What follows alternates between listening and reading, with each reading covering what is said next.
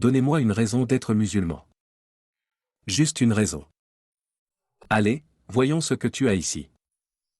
Je t'en donne 10. Premièrement, l'islam donne des réponses claires et rationnelles aux questions importantes qui préoccupent chacun. Par exemple, où avons-nous été créés, quel est notre but dans la vie et que nous arrivera-t-il après la mort? Deuxièmement, l'islam prend en considération la nature humaine. Ainsi, il ne place ni le côté spirituel avant le côté physique, ni le côté physique avant le côté spirituel. L'islam crée un équilibre entre les deux qui suffit à réformer tous les aspects de la vie humaine.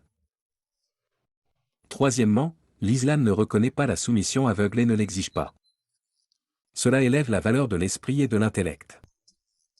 Il n'y a pas de zone interdite ni de tabou dans la pensée. Il dit plutôt à ses adeptes de penser comme un moyen de renforcer leur foi en Dieu. Quatrièmement, l'islam refuse d'adorer les créations.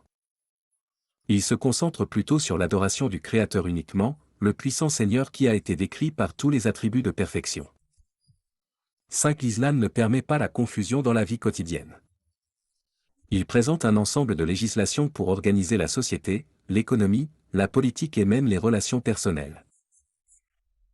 Ces lois appellent à des valeurs élevées sans pour autant méconnaître la nature humaine. Si les religions perçoivent le Créateur différemment, l'islam l'annonce clairement. Il n'y a rien qui lui ressemble et rien ne peut lui être comparé. Il possède tous les attributs de perfection qui le rendent digne d'adoration. 7. Islam respecte tous les prophètes et les décrit comme les humains les plus réformés et les plus pieux, adorant Dieu Tout-Puissant qu'il a choisi pour transmettre son message. 8. L'islam refuse les prétendus médiateurs entre l'homme et Dieu, comme les prêtres, les ecclésiastiques ou les idoles, etc.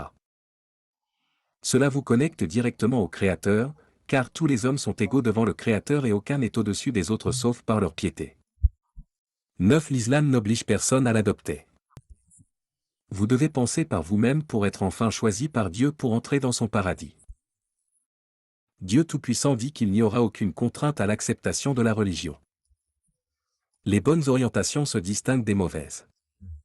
Dit par le témoignage de tous ceux qui l'embrassent, l'islam change la vie du nouvel adhérent de 180 degrés pour le mieux. Et c'est pourquoi c'est l'une des religions qui connaît la croissance la plus rapide au monde, selon Guinness.